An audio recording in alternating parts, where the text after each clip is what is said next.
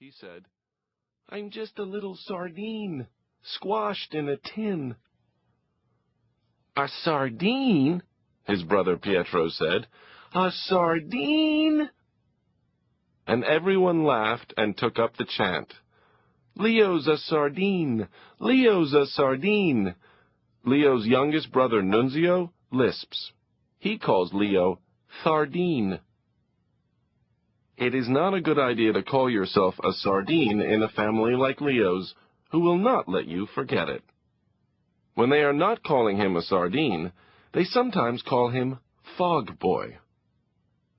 "Hey, Fog Boy," his older sister Contento calls. "Earth to Fog Boy." Some of his teachers even call him Fog Boy. "Fog Boy, wake up. Get with the program." Once, the drama teacher called him the Dreamer, adding that it was not a bad thing to be a dreamer, that all the great writers and artists and musicians were dreamers. Leo wished his teacher would tell his family that. The Attic. It is raining, pouring, the wind beating against the house. Pietro and Nunzio are fighting, Contento is whining, and Leo flees to the attic. The rain pelts the window, seeping in around the edges, dripping in thin streams down the wall. Leo pokes through the dusty boxes, an explorer on the verge of an important discovery. Leo unearths a box with his father's name, Giorgio, on it. Inside the box, near the top, he finds a small blue leather-bound book with yellowing pages, containing his father's handwriting in small script, brown ink. On the title page, "The Autobiography of Giorgio, age of 13. Leo flips to the middle, where he reads these words: "When I am happy, I tap dance." Tap dance? His father? Leo tries to imagine his father so full of happiness that he tap danced. This is not an easy thing to imagine, as Papa does not seem very happy lately.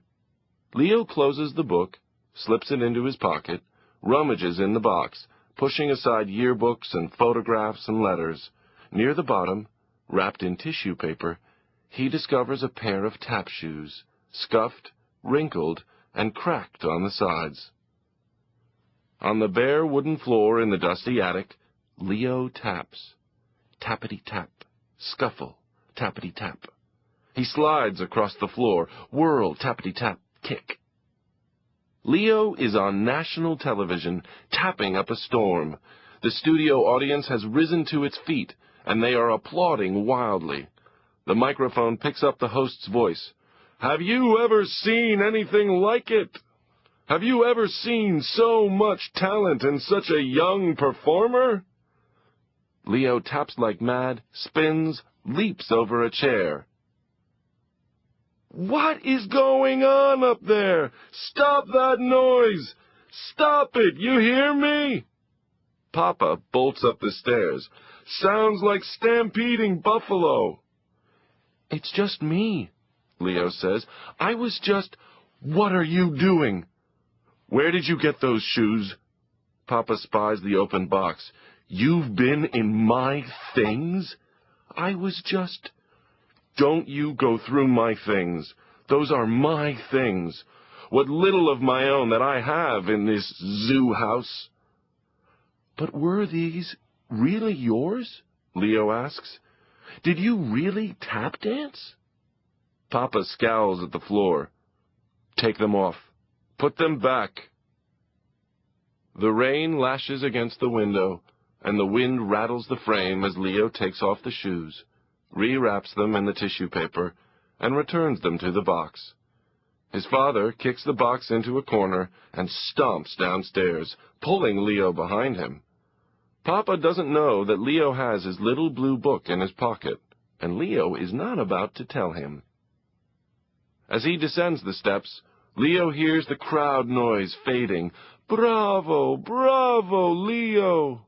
He pauses on the steps to bow. "Hey, Sardino!" Pietro shouts.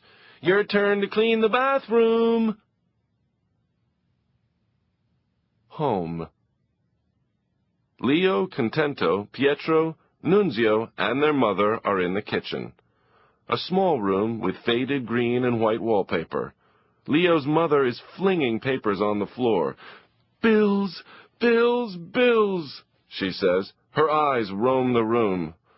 "Nunzio Bunzio," she says. "What's with the fidgeting? Set the table."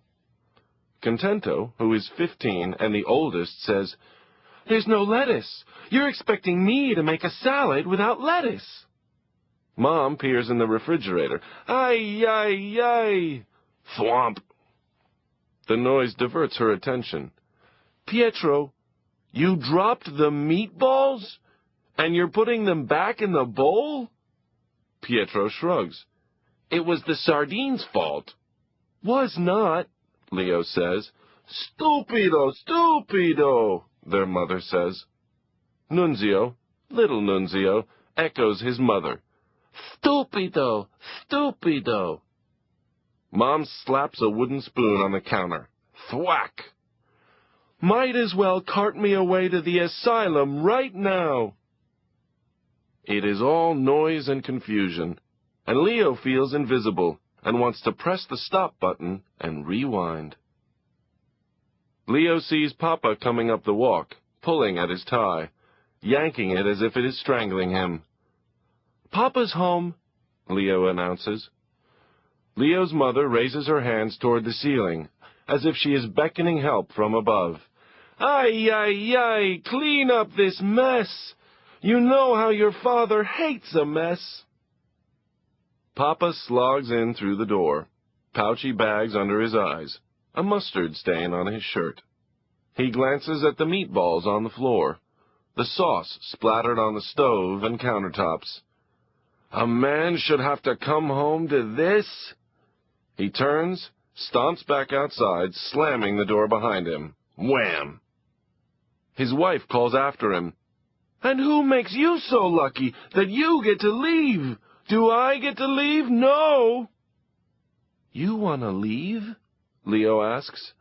Mom says, "Yes, look at you, all of you, a band of noisy goats." Goats. Sardine. Fog boy. Leo sits at the table in the nook at one end of the kitchen and presses a piece of peeling wallpaper against the wall.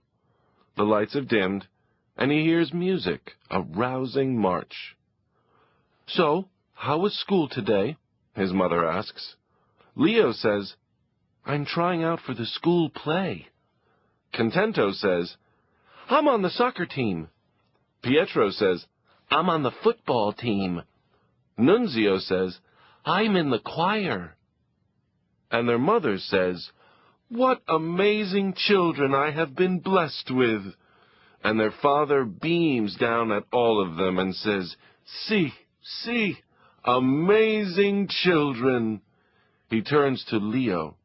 "And you, most especially," he says, "an actor. Think of it."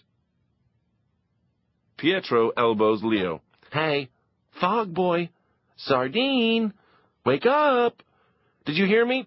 Pass the meatballs." The Genius.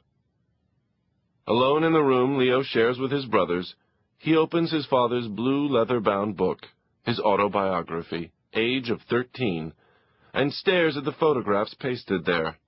One of his father at age 2, according to the notation below the picture, sitting on a porch, arms raised high, as if he is reaching for the sky. And one of his father at 12, in shorts, barefoot, sitting on porch steps, smiling. The boy does not look like his father, but he seems vaguely familiar. When Leo hears stomping on the stairs, he slides the book under his pillow, pulls a novel from a stack on the floor, and pretends to read. Contento clomps into the room in a rage, kicking his bed. "Sardine, where is Pietro?" She fumes. "I am going to kill him. Kill him." "Why?" "1,000 reasons, that little creep." "But what did he—" "1,000 things, that donkey." "But..."